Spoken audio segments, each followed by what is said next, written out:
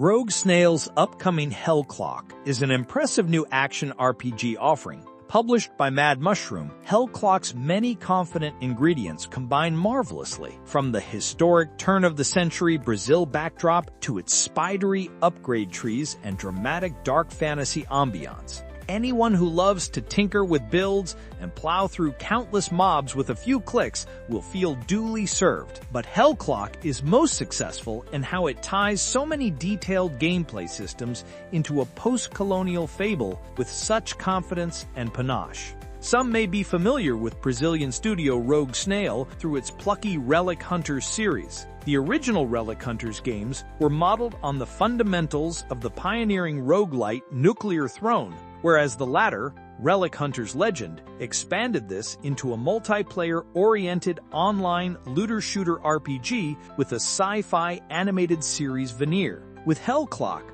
the studio reintroduces some roguelite elements, but they exist merely to elevate a systems-heavy action RPG. Much like Diablo and Path of Exile, it begins with simple basics but reveals its considerable depth over time, leveraging a gorgeous and highly specific cultural backdrop that is rare in gaming. A soldier still fighting the War of Canudos. You are Pajeú, a former slave who earned his freedom through bloodshed and battle. He finds himself in Brazil's Cuxi-Ramobim, birthplace of the priest Antonio Conselheiro, a real-life abolitionist and religious leader who took a stand in the town of Canudos against the republicanizing government's forces in the 1890s.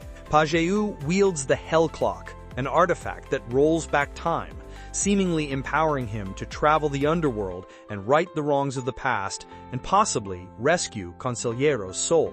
Hell Clock isn't overly generous with this backstory, most of which is directly sourced from history, albeit in heightened fashion here, apportioning it out over each of the game's 3 acts and during individual dungeon runs. As Pajeú, you quickly amass a collection of skills, artifacts, upgrades, and gear pieces, incrementally growing stronger and nudging your way farther each time.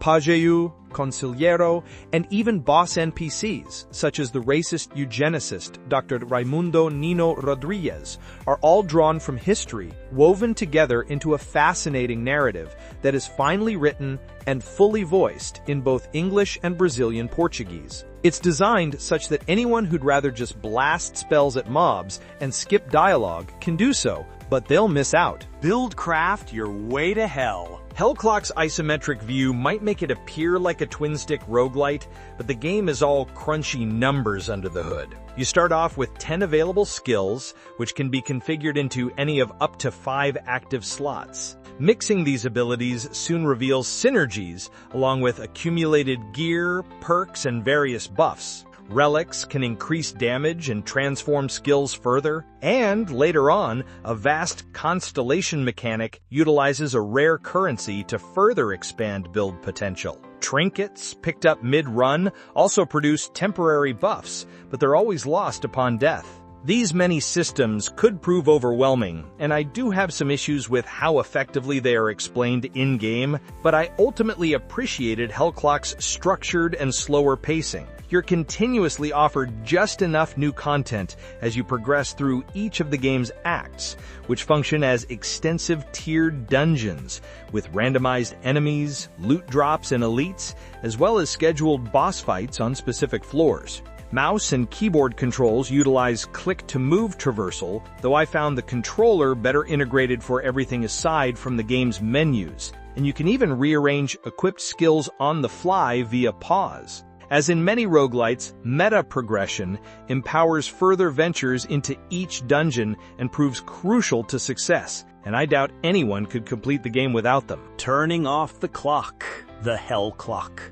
Hell Clock's gameplay settings have more accessibility than I'd expect. There's seemingly no direct mid-game pause by default, but you can activate it at the start of the game and even outright remove the timer mechanics. Sure, it contradicts the very title itself, but players who just want to experience the game without the stress of a ticking clock can do so at their whim. That timer is its own ingenious little device though. Without it, you'll eventually run into challenge walls where creatures take forever to kill, something which is meant to inform you that your run is for naught, that your build needs some more upgrades and polish. Blessings randomize each time and integrate with relics and skills, but an outright bad build won't make it past the finish line on Act 3. Soon you'll be filling screens with beautifully busy spell animations and wreaking havoc at every step. There are loot goblins to crack open, intimidating elites that test your build, and even instances where you're just bum rushing the exit to try squeak through the next floor as the timer burns down. Though it does thankfully freeze for boss fights. In Hell, planning is everything. In Quixera Mobim, between dungeon runs, Pajeú is able to reallocate skills, upgrade stats, and interact with a robust reliquary. Relic drops transform individual skills and trigger synergies, but you're limited by upgradable backpack space. The relics have randomized stats as well, so sorting duplicates, upgrading your favorites, and pruning the vault down can take many hours over time. But figuring out a killer setup is truly satisfying, and there's plenty of room to experiment.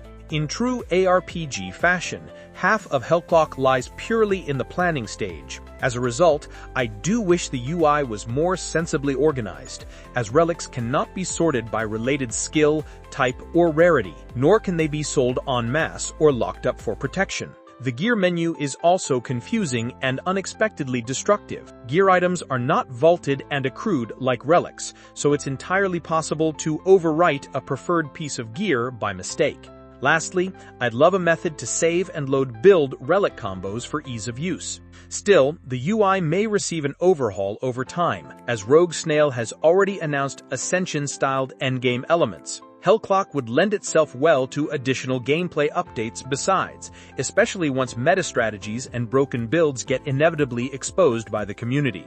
But the game does otherwise feel feature-complete at launch. A deceptively deep ARPG with all the bells and whistles. Aside from some UI quibbles, I do wish Hellclock's narrative elements persisted throughout the general gameplay loop. When first exploring dungeons, plot gates and developments add exciting color to the routine, but these are one and done, fading out over time as the game deprioritizes the story. The second and third acts in particular feature a few nice storytelling surprises in this vein. That narrative is bolstered by a superb visual and audio presentation, with a style similar to games like Darkest Dungeon, yet retaining its own specific identity. A contemplatively dramatic OST fills in the quieter moments between mass monster slaughter, and the graphics mostly keep pace with the action, even if the game did strain my rig during its busiest spell effect displays. There's never been a game centered on the War of Canudos before, and Hellclock makes terrific use of this unique setting, even inspiring me to scour the internet and learn more about this corner of world history. Hellclock feels like a studio reaching its stride, and it's going to be fun to watch its audience peel apart the meta and fuel the prestige components to come. If you're looking for a beautifully dark, satisfyingly complex single-player action RPG with real stakes, set your alarms for Hellclock.